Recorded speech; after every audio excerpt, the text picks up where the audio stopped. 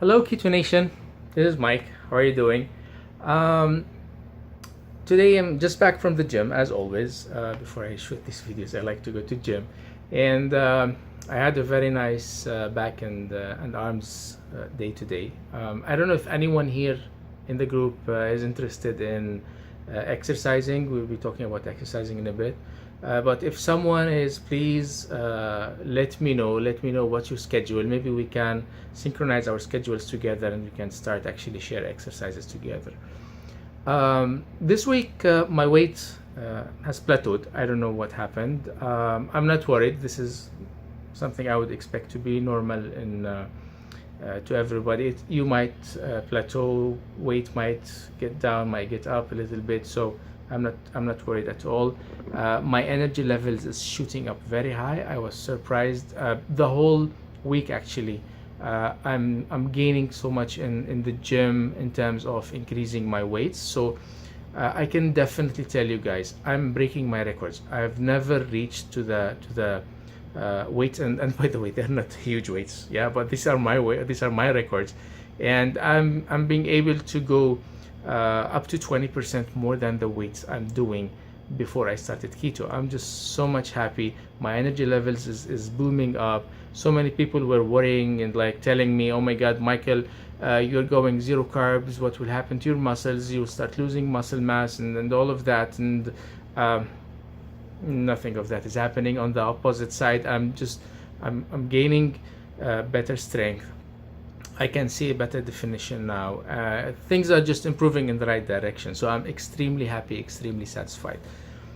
Talking about exercise, a topic came out today, which is very interesting, and so many people still get confused about it.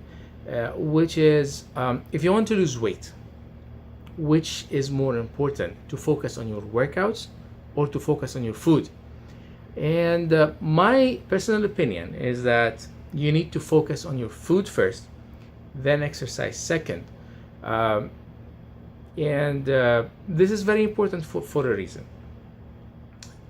We need uh, calories to burn per day, and we know the BMR and how to calculate the BMR. We discussed that before, and that's something we cannot control. And we're talking about the majority of your calories are gonna go and burned for your daily activities and for your body to stay alive.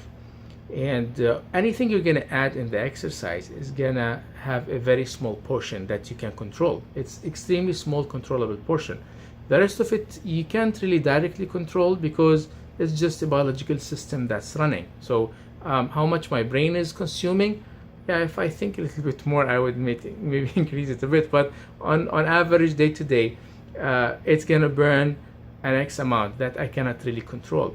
The same with my other organs, the same with my body to survive, to live, to move, to go to work, to do my exercise, to do my job, and all of that. That would require certain amount of calories that basically we have no control on. The only control we have is on this very small portion of exercise. And people jump on the treadmill. And I've seen, when I go to gym, I see these people all the time. They are on the treadmill, they look desperate to lose weight, and they just spend hours on the treadmill. I've seen people spending like 1.5 hours running on the treadmill to lose weight. They might lose weight at the end, but it's a very, very tiring and very, very hectic way to lose weight. It's better to focus on the food. Because think about it, going on the treadmill for 1 hour, if you're just an average person, I won't say that someone who put the treadmill on number 12 and the inclination to 2% and just keep running for 1 hour, definitely that's a very heavy workout. But the average people will just put it on the average 5 to 6 or 7 on the treadmill, and 0 to half percent of the inclination. That might get you like 350 calories of exercise if the machine is really well calibrated. And most of them, they are just like adding more than what you actually burn just to give you the enthusiasm and like, oh my God, you burned this much, so you get more excited to go up on the treadmill again. But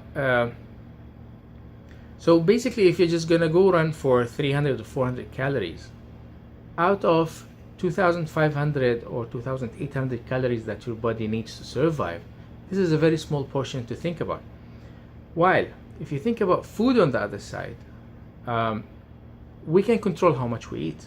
So if you just focus on eating a deficit amount of calories, then your body will naturally start losing weight. And this is something very easy to understand. Because the body needs to survive, then you're not giving enough calories. So the body has to find that calories from somewhere else. We're lucky in keto because we're teaching our body to actually go into our fat storage and collect that energy from the fat storage we have. But definitely the body has to find it from other sources anyhow. But that doesn't mean that we should not exercise. We have to exercise. Running, doing maybe steady state cardio or active cardio, or doing weightlifting and resistant workouts. They are extremely important for our body. They're extremely important. They would help on the very long run in increasing the losing weight system, because when you exercise and you increase your muscle mass, that means your body would need more energy to actually survive and stay. You actually increase your metabolism rates, if we're going to put it in a more scientific way. So you need to exercise, you need to do resistance, and you need to do either steady state or what we call it active cardio, not just steady state. The steady state is the one that, like, you go on a treadmill, you put just the same speed and you're just running on the same speed, or you are on the ellipse, or you are on the bicycle. We call these steady state workouts. You can do active cardio, which are the ones that require more movement, sudden movements, burst of energies, like the HIIT exercise, the high intensity interval exercise. You might have like the Tabata, all this kind of cardios that are really intense and help you to burn the fat. So this is said. Someone might come, and I get this question. My wife was one of the ladies who asked me this question. So Michael, if we start working out and you start putting weights and we go to gym and you start holding dumbbells, are we gonna start to look like men? And no, you wouldn't. You would look better, actually. You would start to have a more definition of your body. But just to reach to that level where men has like this big muscles and like very manly and very, I don't know, some people like it, some people don't. It's up to you, it's personal choice. But to reach to that level, especially for women, requires really, really hard dedication on weightlifting. One is that hormones are not on your side. Second, the mass, the body mass of a female would start, like if two guys, a guy and a girl, would start working out, the guy by nature has a higher body mass to start with from a female. That's natural issue. This is not biasing. So it is extremely difficult to reach to that level. So don't worry. I would recommend you go do the workout, go put the weights, improve your metabolism, improve your look. You would look really nicer, and it will help the cardio, it will help the heart, it will help everything. But don't think that, oh, I'm going to gym so that I can eat whatever I want. This is the very important scenario that we need to think about. Control your food, number one, and exercise. They will go hand in hand, but you will never fix a bad diet by exercising. You need to fix your diet. You need to make sure of how much you eat. We are in keto, so we're taking too much fat. Just be careful when you calculate your macros. Make sure you don't hit more than what's required.